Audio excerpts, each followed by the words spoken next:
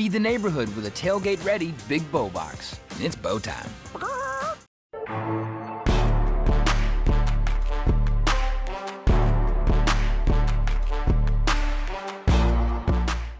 Hello and welcome to another episode of Extra Points. This is Colby, Reece, and joining me as always are the sports editors of The Breeze, Jackson Hephner and Kaiden Bridges. And we're here on the same field that JMU just took care of Georgia Southern pretty impressively, 41-13, the final score. What are y'all's initial thoughts on the big win for the Dukes?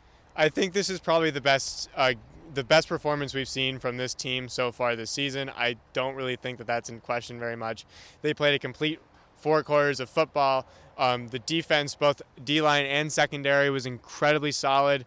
Jordan McLeod really had the breakout game that I think people were looking for.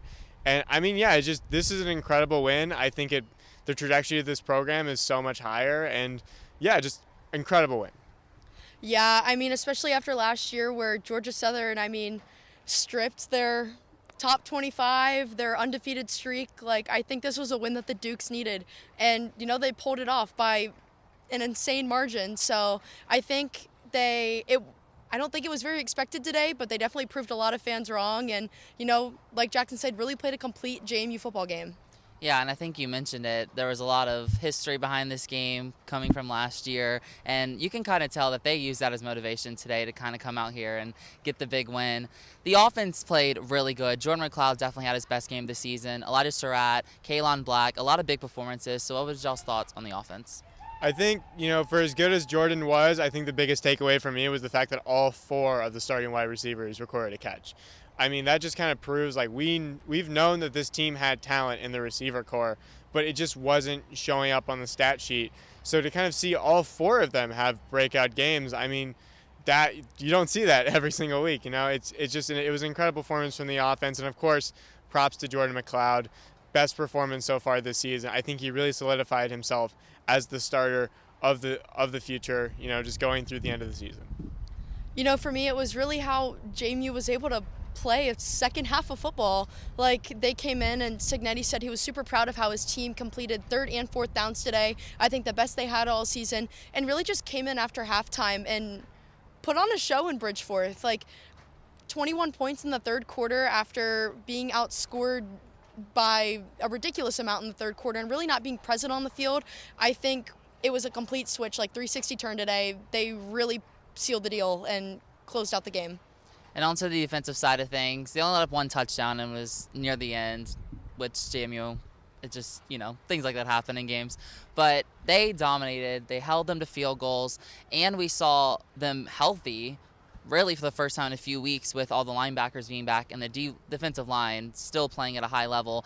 And we talked a lot about Georgia Southern being a pass-heavy team, and I think really JMU's defense stepped up to the task, really shut them down for a lot. It might have been a lot of yards, but it was not big chunk plays. They got 3 interceptions on the day. So what was y'all's thoughts on the defense?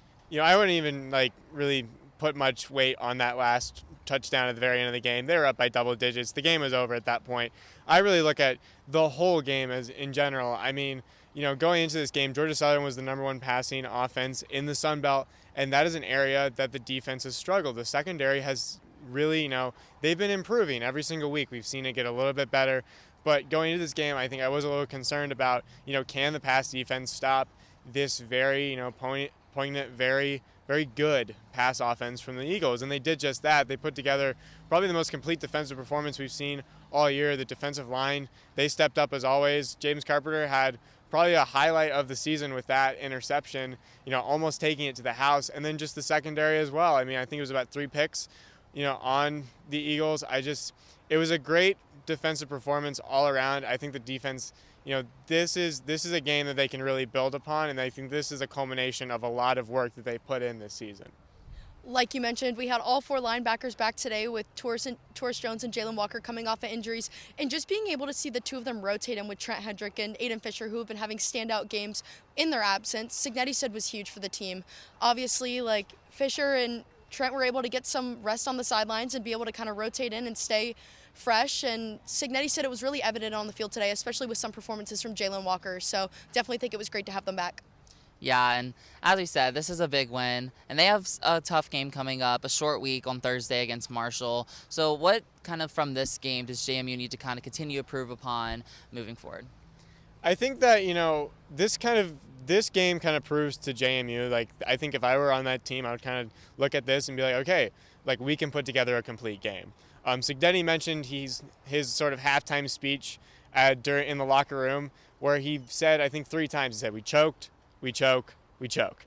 He really emphasized, like, third quarter, this team has not performed well, same as the fourth quarter as well. And I think that the second half, I think, is the most impressive to me because it really shows that this team can play a complete 4 quarters, and they're going to need that because, this Thursday they're going to Huntington, West Virginia. They're going to be up against one of the most passionate fan bases in the Sun Belt and one of the most hostile environments. Virginia Tech learned that earlier this season. Playing at Marshall, that's no joke. And I think that really, this game, it's almost the complete opposite of the Marshall game last year when they lost to Georgia Southern, and they kind of went in that game. They didn't have their starting quarterback. I think their confidence was shaken. This time, they have their solidified starter. They're coming off a huge win. They're 6-0. I think that they really need to carry that confidence into Huntington in order to get the win. I would have to agree with Jackson, but also just like the consistency, kind of like Jackson said, if they can play a complete four quarters of a football game, I think they can put Marshall away. I think just continuing to play after the half and realizing that, we've already proved that we can play 4 quarters. We just need to keep our heads low, continue to focus on the game itself and not all the noise surrounding this game to kind of just put the Thundering Herd behind them this season. Yeah, and I think that going back to that game last year, that's also something JMU can use as motivation. Losing in front of the biggest crowd in Bridgeforth history was obviously not something that they wanted.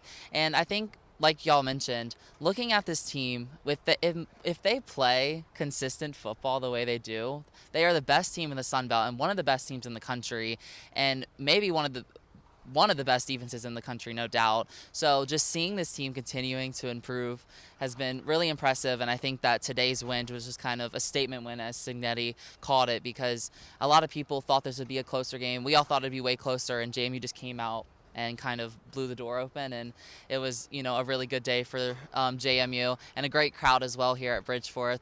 That's all we have for now. Thank you for watching, and we'll have more coverage before JMU takes on Marshall later next week.